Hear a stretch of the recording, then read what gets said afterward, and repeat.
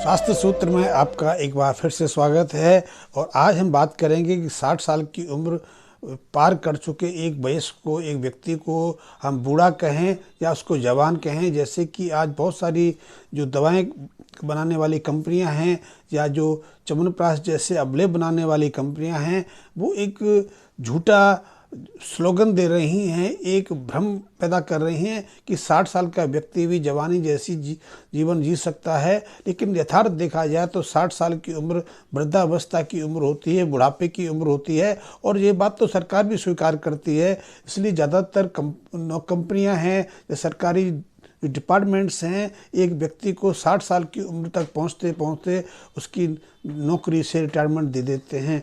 तो जब कंपनियां रिटायरमेंट दे देती हैं, शरीर रिटायरमेंट कर लेता है, तो ऐसे व्यक्ति को हम कैसे कह सकते हैं या कैसे हम झूठे उसको आश्वासन दे सकते हैं कि वो 60 साल की उम्र में भी जवानी जैसा अनुभव कर सकता है। 60 साल की उम्र तक पहुंचते पहुंचते हमारे दांत झड़ने लग जाते हैं, आंखों से कम दिखाई देने लगता है, हमारे कान जो कम सुनने लगते हैं, बाल झड़ जाते हैं, झड़ने से पहले बाल सफ़ेद हो जाते हैं और हमारा चेहरा झुर्रियों से भर जाता है, चमड़ी भी हमारी लटकने लग जाती है। तो ऐसी अवस्था में हम कैसे कह सकते हैं कि 60 साल की उम्र में पहुंचकर भी एक व्यक्ति जवानी जैसा अनुभव कर सकता है। यहाँ तक हम यौन संबंधी शक्ति की बात करें तो यौन शक्ति के मामले में व्यक्ति 50 साल के बाद अपने को शिथिल और कमज़ोर अनुभव करने लगता है। यहाँ तक कि स्त्रियों की बात है तो स्त्रियाँ भी 45 के बाद रजोनिवृत्ति हो जाती हैं, उनका मेंस सर्कल बंद हो जाता है। और पुरुषों की बात की जाए तो पुरुषों के शरीर में भी 60 साल की उम्र के बाद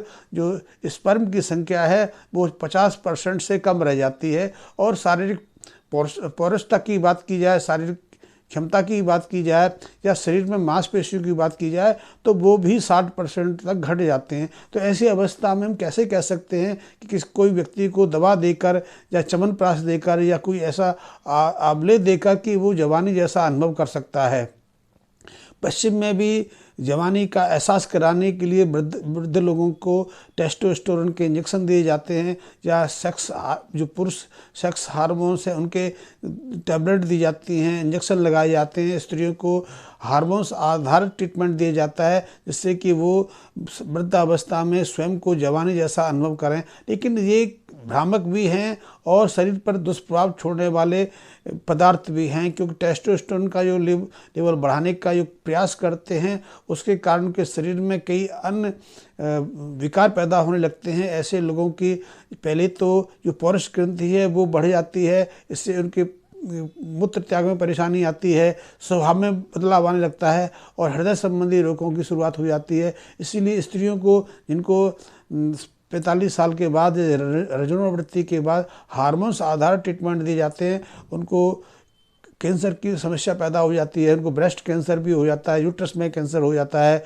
या उनको कई अन्य व्याधियां इसके कारण होने लगती हैं। चेहरे पर कई बार देखा गया है चेहरे पे बाल आने लग जाते हैं। तो ये एक दुष्प्रभाव हैं। और यदि हम अपनी परंपरागत जो हमारा इतिहास रहा है, जो हमारी परंपरा रही है, परंपरा का ये विश्वास रहा है, उसमें भी हमने एक मनुष्य की आयु को 100 वर्ष का माना है। इसलिए हम शतायु देने का आशीर्वाद भी देते हैं। लेकिन हमने शतायु को 100 वर्ष की आयु को 4 खंडों में विभाजित किया है। जो पहला खंड है 25 साल का, वो ब्रह्मचर्य का है, वो शरीर को साधने का है, वो शिक्षा अध्ययन करने का है, जीवन के निर्माण के लिए शिक्षा और ज्ञान प्राप्ति के लिए कहा गया है। दूसरा जो खंड है जिसको हम गृहस्थ आश्रम कहते हैं, 25 साल के बाद शुरू होता है और तब गृहस्थ जीवन को स्थापित करने के लिए, व्यापार करने के लिए, नौकरी करने के लिए, अपने जीवन में आर्थिक स्थिति को मजबूत करने के लिए रखा गया है। लेकिन जब व्यक्ति 50 साल की उम्र पार कर लेता है तो उसके बाद उसका वानप्रस्थ शुरू हो जाता है, यानी कि वो जीवन जो गृहस्थ जीवन से उससे रिटायरमेंट लेने लगता है। अब बच्चों के लिए, अपने परिवार के जो संतान हैं उनको स्थापित करने का प्रयास करता है और उसके बाद वो उसकी वृद्धावस्था शुरू हो जाती है।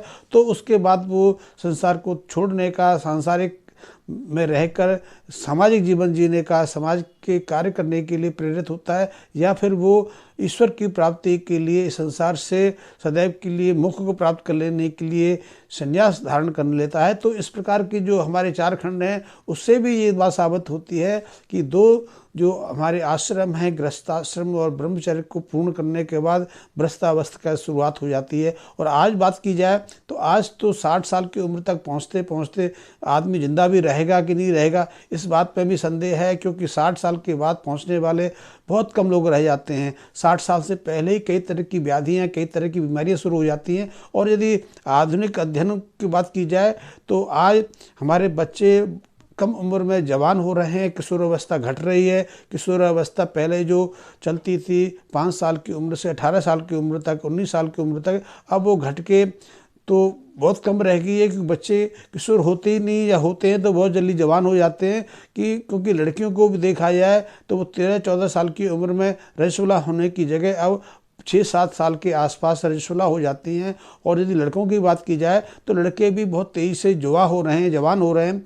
तो वहाँ किशोरावस्था की बात नहीं रहती। यदि बच्चे तेजी से कम उम्र में जवानी धारण करेंगे तो वृद्धावस्था भी शीघ्र आ जाएगी।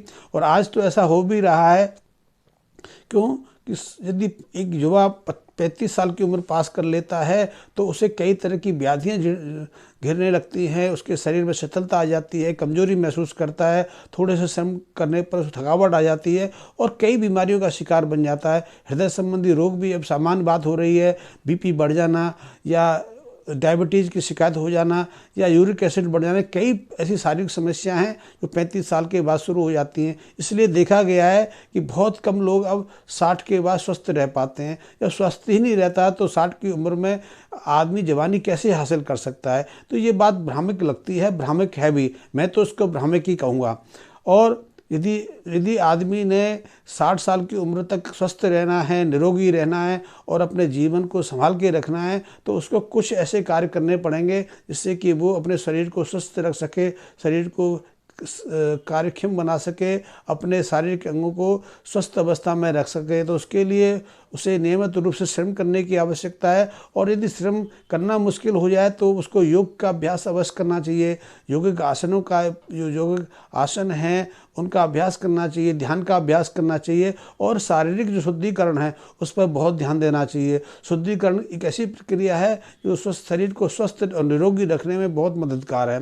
क्यों कि 60 साल की उम्र तक पहुँचते पहुँचते आपके शरीर में कितने जो विषाक्त पदार्थ इकट्ठे हो जाते हैं। और ऐसे में यदि आप रसायन आधारित भोजन करते हैं, बाजार का फास्ट फूड लेते हैं, या मेडिकल या दवाइयों का सेवन करते हैं, तो ऐसे जो विषाक्त पदार्थों का शरीर में संचित होना और तेज़ी से बढ़ जाता है। तो ऐसे में स्वस्थ रहना बहुत मुश्किल है। इसीलिए ज़्यादातर लोग बीमार हो जाते हैं।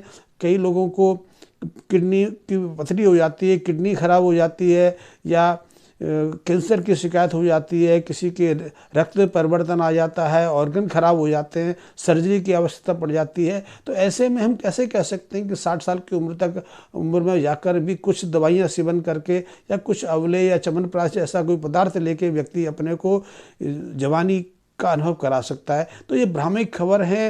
ये पश्चिमी सभ्यता की खबरें तो हो सकती हैं, कि पश्चिमी सभ्यता में तो 80 के बाद आदमी बिल्कुल आदमी रहता ही नहीं है, क्योंकि 60 के बाद उसको जो मानसिक रोग हैं, मानसिक जो स्थितियाँ हैं उसकी बिगड़ने लगती हैं। अब भारत में भी ऐसी स्थिति बनने लगी है, क्योंकि पश्चिम में तो 15 से 20% लोग तो 60-65 के होने के बाद पार्किंसन डिजीज़ में आ जाते हैं, अल्जाइमर डिजीज़ में आ जाते हैं, या डेमेंशिया के केसेस हो जाते हैं, जिन्हें याद नहीं रहता है, स्मृति नहीं रहती है, जो अपने परिवार को नहीं पहचान पाते। पत्नी जो है पति को नहीं पहचान पाती, और जो पति है पत्नी को नहीं पहचान पाता, अपनी संतान को नहीं पहचान पाता, अपने घर का पता भूल जाते हैं, अपने ऑफिस का पता भूल जाते हैं, अपनी कार को नहीं पहचान पाते, अपने घर के अंदर अपने रूम को नहीं पहचान पाते, बहुत सारी चीज़ों को नहीं पहचान पाते। पुरुष तो यहाँ तक कि यदि बाथरूम जाता है तो बटन बंद करना भूल जाता है, या कपड़े बदलता है तो शर्ट सही से नहीं पहन पाता, पैंट पहन नहीं, ऐसी बहुत सारी उसकी स्मृतियाँ हैं, उसकी बहुत सारे जो स्मरण की क्षमता है वो घट जाती है। और ये सब 60-65 के बाद होता है। ऐसे में यदि वो जीवित रहता है उसको जीवित तो कहा जा सकता है, लेकिन स्वस्थ बिल्कुल नहीं कहा जा सकता। स्वस्थ होना जीवित रहने से बहुत महत्वपूर्ण है। यदि आप बीमार हैं, आप दर्द से कराह रहे हैं, पीड़ा से युक्त हैं, तो ऐसे में आप ज़िंदगी को लंबा खींच के क्या करेंगे। और यदि आपकी आर्थिक स्थिति सही नहीं है तो और मुश्किल है। तो ऐसे में आप अपने शरीर को स्वस्थ रखना चाहते हैं तो योग का आप अनुसरण कर सकते हैं, प्राणायाम का अनुसरण कर सकते हैं, ध्यान का नियमित अभ्यास कर सकते हैं, और कुछ जो आहार संबंधी जो जरूरी बातें हैं उनका ध्यान कर सकते हैं। आहार हमारे लिए बहुत महत्वपूर्ण है, क्योंकि आहार पर ही हमारा स्वास्थ्य और जीवन का विकास निर्भर करता है। यदि आहार में आप जो खाते पीते हैं उनमें पर्याप्त मात्रा में आवश्यक पोषक तत्व हैं, आवश्यक एंटीऑक्सीडेंट तत्व हैं, तो आप अपने शरीर को स्वस्थ भी रख सकते हैं और निरोगी भी रख सकते हैं और दीर्घ जीवन का आनंद भी ले सकते हैं। इसी तरह यदि आप आहार के साथ में कुछ जड़ी बूटियों का सेवन भी कर लें। मैं जड़ी बूटी इसलिए कहता हूं कि जड़ी बूटियों में प्राकृतिक तत्व रहते हैं जो शरीर पर नुकसान नहीं पहुंचाते, क्योंकि वो प्रकृति का अंश है। हम यदि प्रकृति का एक अंग हैं तो हमारे आसपास उगने वाले जो जड़ी बूटियां हैं, जो पेड़ पौधे हैं, वनस्पतियाँ हैं, वो भी उसी प्रकृति के अंग हैं और वो भी उसी वातावरण में उगते हैं, फलते फूलते हैं, उसी पोषक तत्वों पर निर्भर रहते हैं जिस पर हम अपना जीवन निर्वाह करते हैं। उनको भी उसी पानी से पानी मिलता है, उसी हवा से ऑक्सीजन और दूसरी गैसें प्राप्त होती हैं जिसमें हम श्वास लेते हैं। तो उनसे हमारे को खतरा नहीं है, क्योंकि वो जीवित तत्व हैं।